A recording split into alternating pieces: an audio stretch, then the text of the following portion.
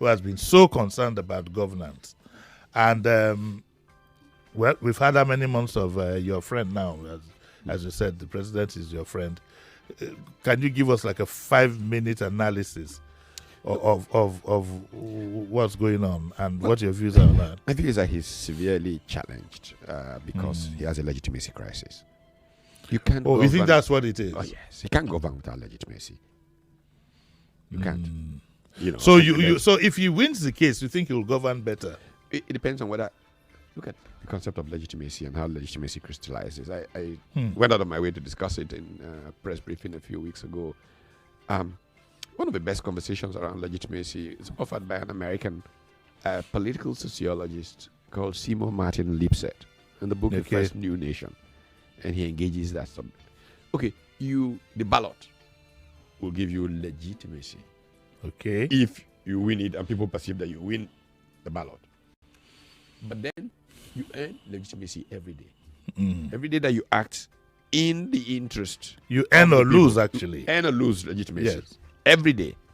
And so what then happens is that Nigerian politics has failed significantly because Nigerian politicians don't understand the meaning of legitimacy and service to the people.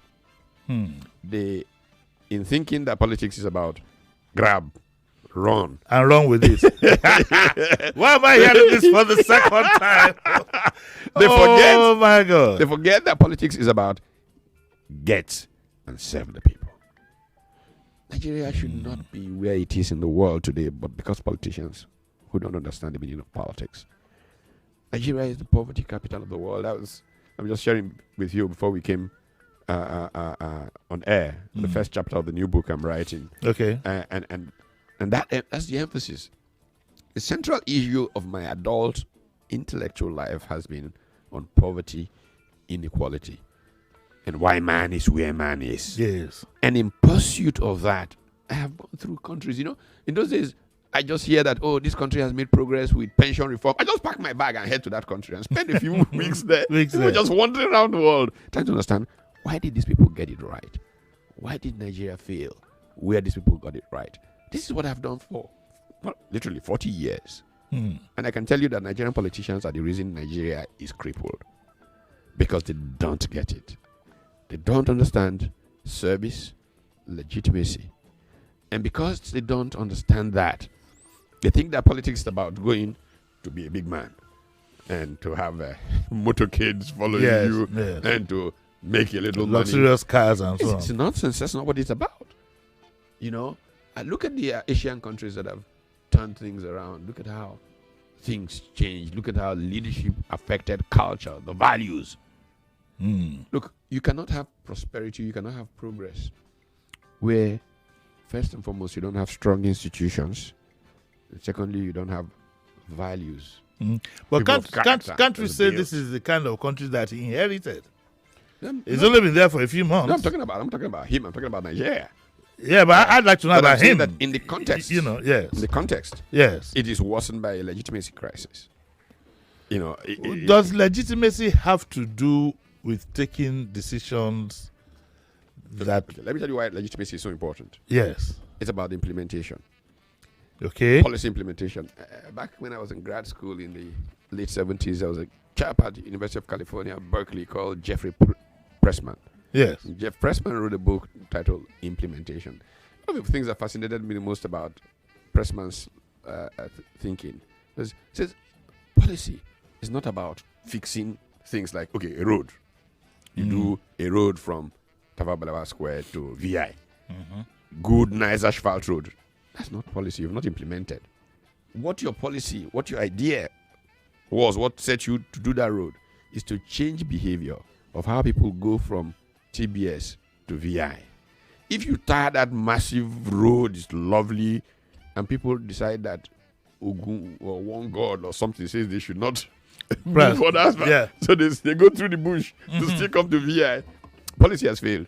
So inevitably, for policy to succeed, you need the cooperation of the people, trust that you are doing this in their best interest and they are going on that road instead of going through the bush to still get to Victoria Island.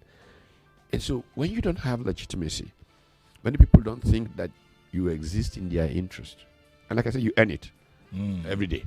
Yeah, Then but if what you is have to likely- earn it, it's early days. It's early days, you know. Well, it's a fundamental,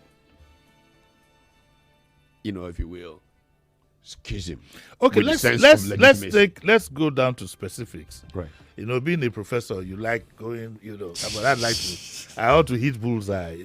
The measures that have been taken so far. What are your views on them? Which measures? The what's it called, subsidy, whatever, You see, merging of the rates and so on and so forth. everything has a context, Okay. and you have to work within context.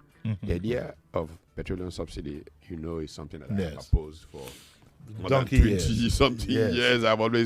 I even have confronted my friends who are very rich from selling petrol and said to them, you guys are, this is crap what you're doing.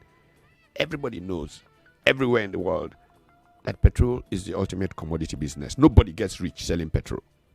It's the same thing from this station to that station. The margins are so thin Very thin. Yeah. that the way that you make money is take the fact that people must buy petrol. And then if they come into your forecourt to buy petrol, sell them something else. That's why you have Minimart, Bonjour, all those stores. They make more money from those stores than they make from selling petrol. So selling petrol. How come in Nigeria somebody begin to sell petrol, they say, this man is rich? Because you are conning the system. The system was designed to con. May not be the fault of the guys who are rooted in petrol, but there's a conspiracy from inside From of inside, NNPC and powerful people that has created that whole Do you thing. think you should have confronted them? You must confront these people eventually. But, again, you've got to have a strategy for these things. Do you think Because those who are involved, yes. there's a story I probably won't tell because you have to get the veracity of this about our dear friend, the late Chief Ernest Shuneko, when he became acting head of government, was this problem of bunkering, this. I want to see all the files. I want to see the files. Who are these people who are doing this? Oh, guy, are you sure you want to see the files? So the story, I don't know whether it's true, but a very powerful friend told us the story. One day he comes into the office and he hears all these files. What's this? He looks at it. He opens the first one.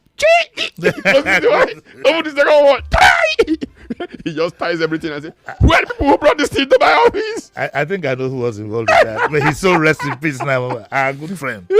But okay, let me return the question. If we had a Labour presidency from May 29, what do you think you would have been doing? So this gentleman has. So if you had, would you have had? Of course, there would be no legitimacy problem